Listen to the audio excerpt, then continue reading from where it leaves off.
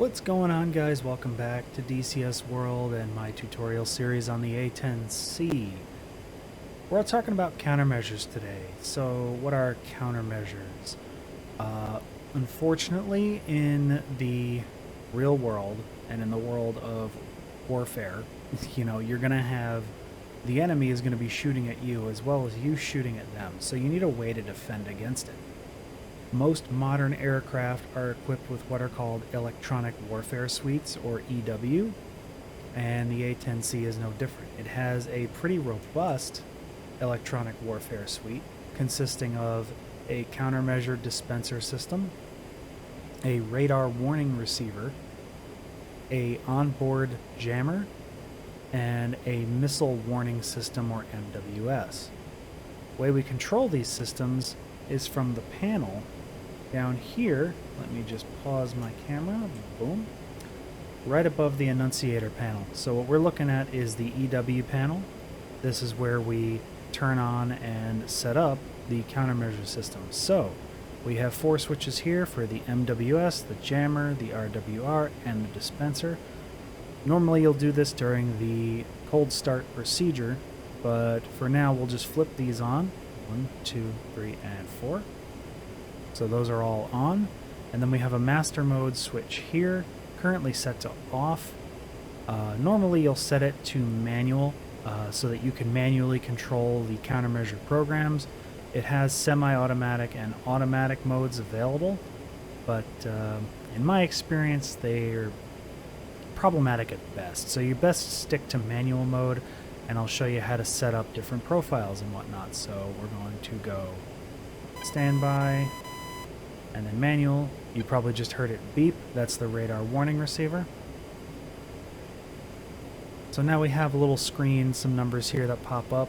So as with just about any modern countermeasure system, we have a chaff dispenser and we have a flare dispenser.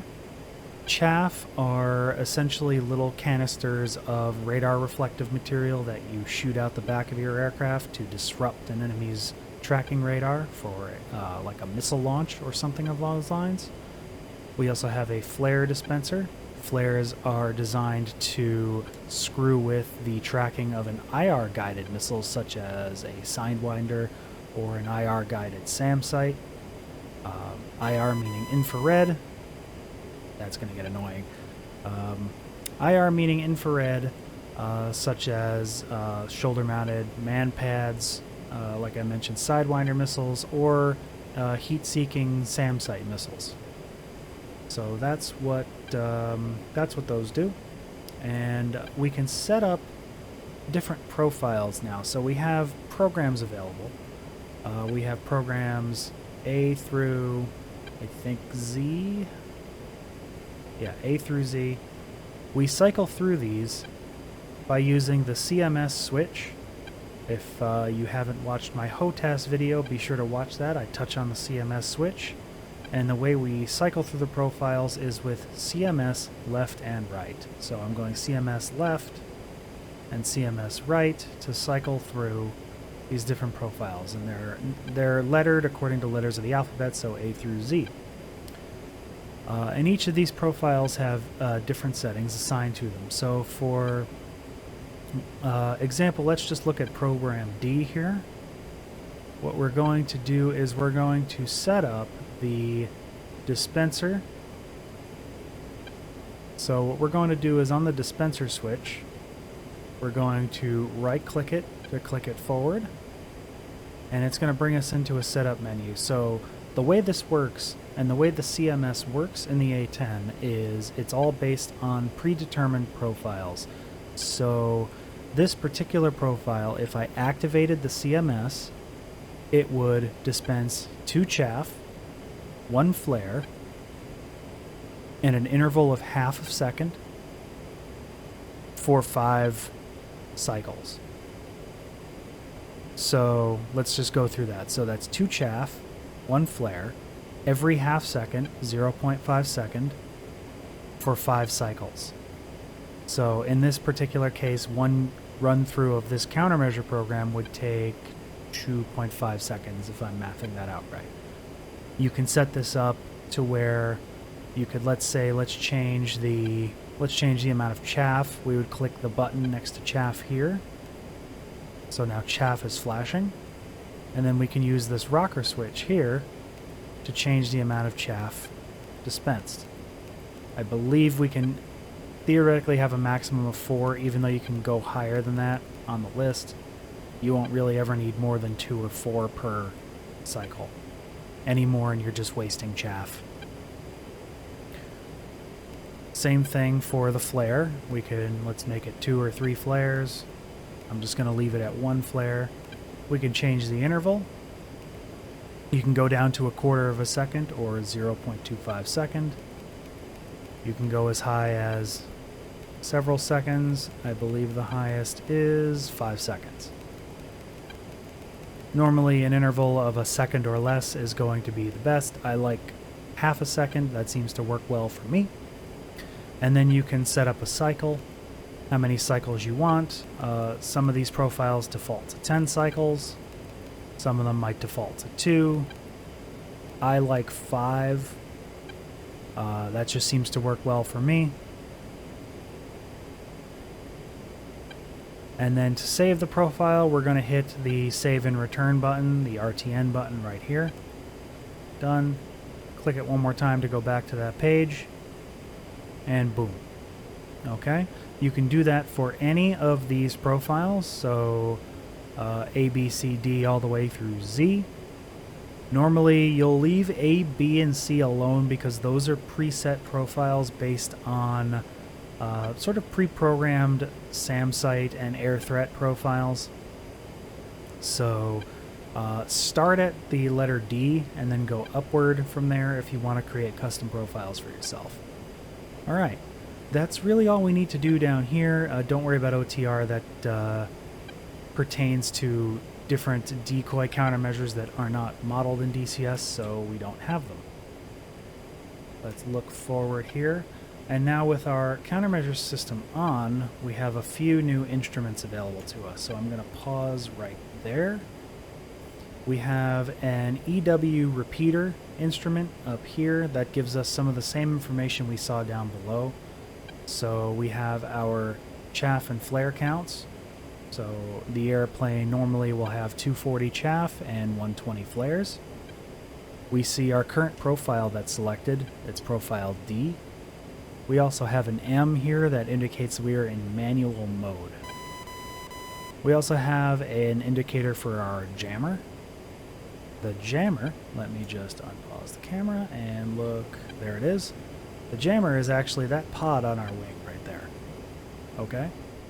What the jammer does is, or well, it's at least designed to emit radio and radar noise. So let's say, for example, an enemy fighter is trying to lock us up with their radar, like an F-14 or an F-18 or probably more likely a Red 4 aircraft like an Su-27 is going to try to lock us up with their radar. But if we activate our jammer, it has the potential, it's not guaranteed, but it has the potential to somewhat scramble their radar a little bit and create a whole bunch of radar noise and a lot of false returns on their radar, thus not necessarily preventing them from locking us up, but hindering their ability to do so. The effectiveness of jammers in DCS is somewhat debatable, depending on how you've tested it. Some of the aircraft that have jammers are more effective than others.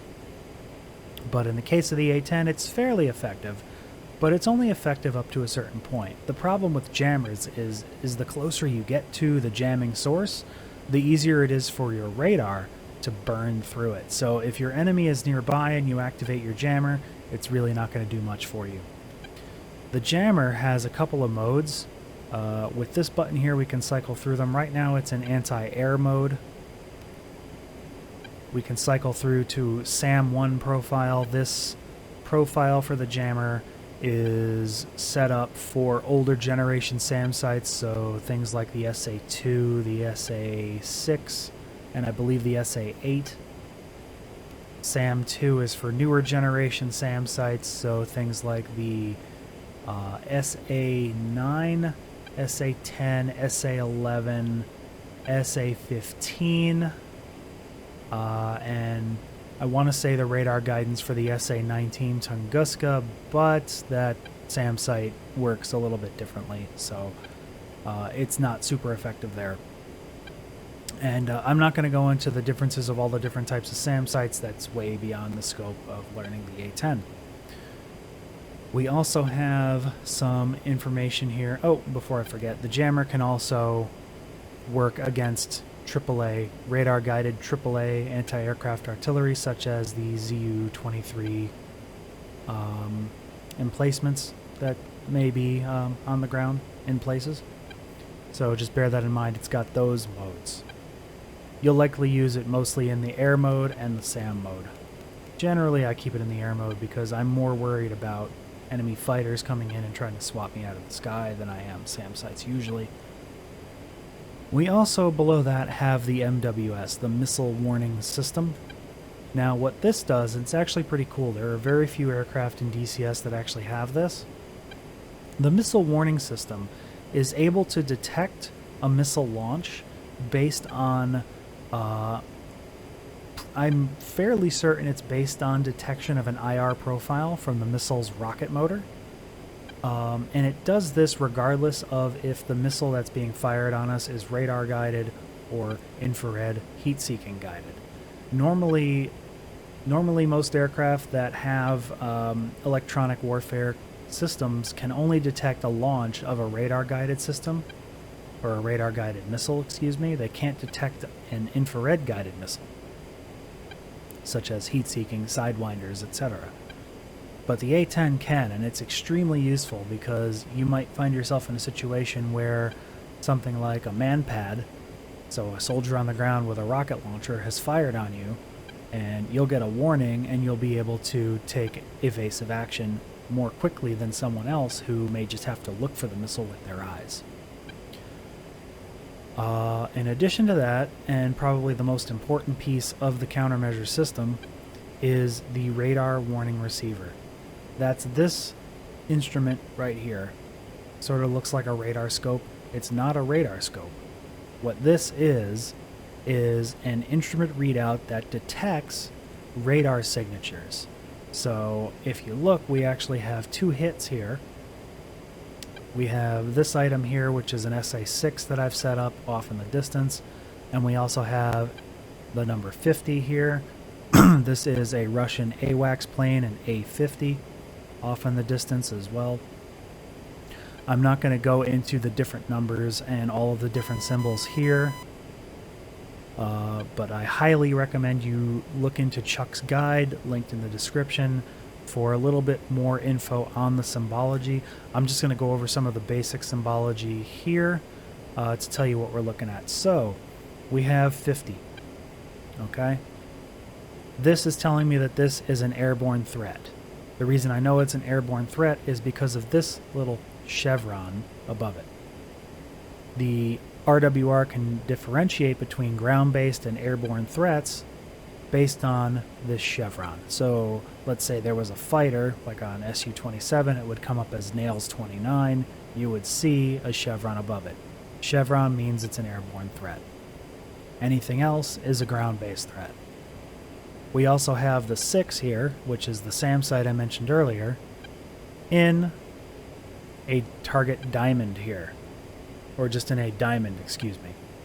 The diamond means this is, at least according to the RWR's best guess, this is the highest priority threat. This is the most dangerous thing that it is picking up. It knows that because it has a database of different threats. It knows the SA-6 is going to shoot at us if we get too close, whereas the A-50 is probably not going to shoot at us if we get too close, so thus, this is in a diamond. That means it is the highest priority threat. You also notice it has a half circle around it. The half circle means it is the newest threat that the RWR has picked up.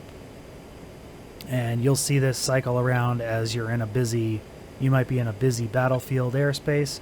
You might have threats popping on and off of here, and the RWR is going to be making all sorts of noise.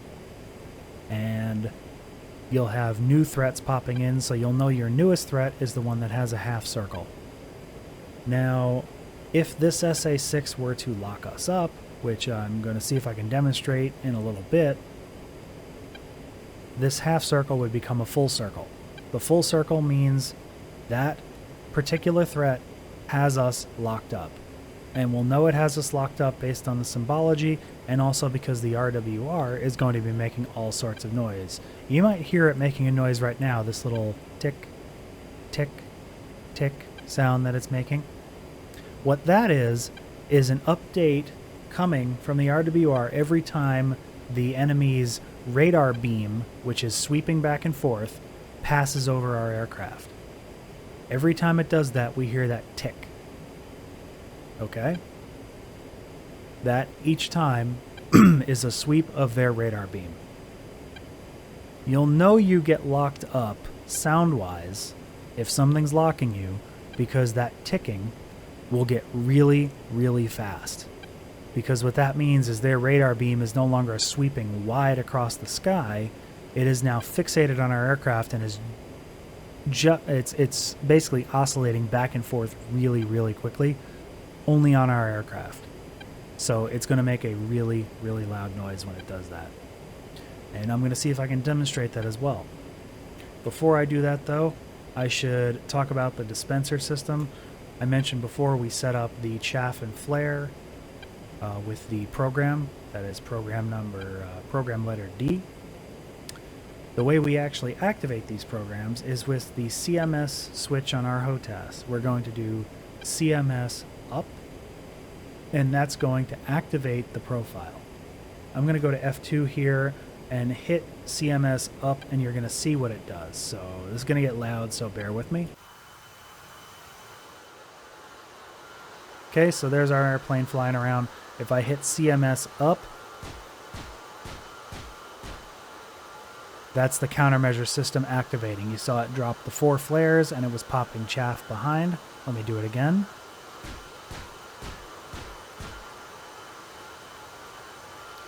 And that's pretty much it. You click it once, it activates the program. Let's say you had a long-running program where it was firing, I don't know, 20 chaff and you wanted to interrupt it. You would do CMS down. That stops the program. So let me start it.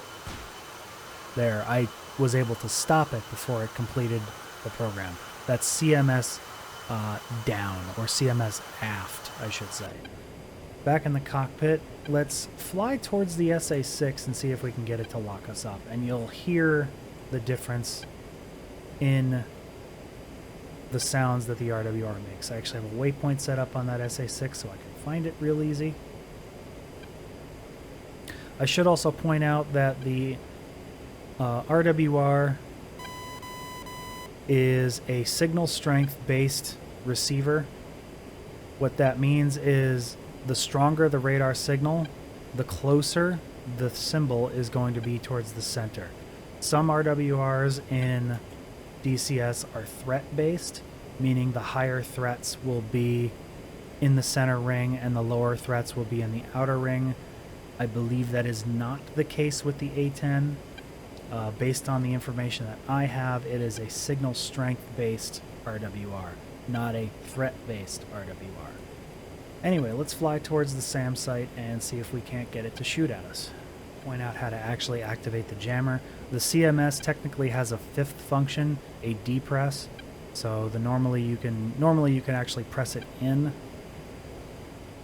But I have a separate button bound on my HOTAS, so it's CMS depress would be the command. And CMS depress is what activates the jammer. Let me just zoom in here. Notice the jammer indicator. If I depress on the CMS switch, it now says OPR for operating. That means the jammer is actually on and jamming. It only runs for a couple of seconds before it automatically shuts off, so that is manually activated. Okay, as you can see, we're getting pretty close to the site now, and you've seen that the SA-6 has moved very close because the signal strength of its radar is increasing steadily as we get closer to it. It should be firing on us any moment now. Okay, stop. Did you hear that click, click, click, click, click, click, click, click, click sound? That means the SA-6 has locked us up. So let's unpause and see what it does. Okay, you hear that? It's locked us up. Should fire on us any moment now. Boom. SA-6 fired. So I'm pausing here just so I have a second to talk. You've seen we've gone to a full circle. That means we're locked up and it's supported a launch. We have a missile launch warning. So our NWS active, we have a missile launch warning. The light has come on here for ML.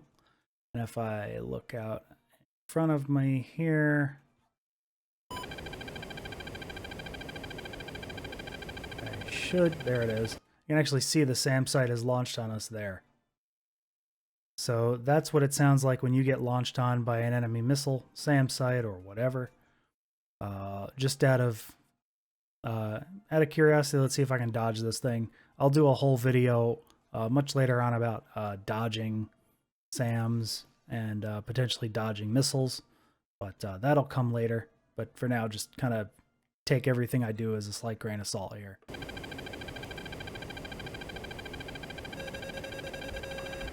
Countermeasures and a defensive split S maneuver. It's launched on us again.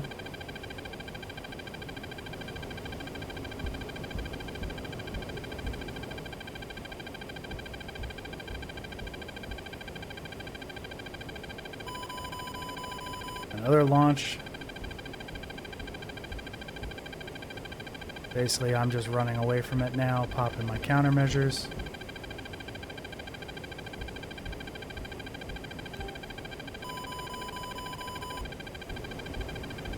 Wow, it really wants me dead.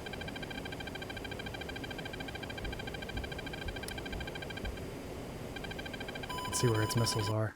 There are the SAM's missiles flying towards us, but it's not going to get there. It's going to run out of speed before it gets to me. Yep. Alright. There we go. And now the lockup has stopped. Turn the volume on that down. So that's the basics of the countermeasure system. Hopefully that helps keep you alive in your future battles in the A-10. In our next video, we're finally going to start talking about weapons. So get ready for that, and I'll see you next time. Bye-bye now.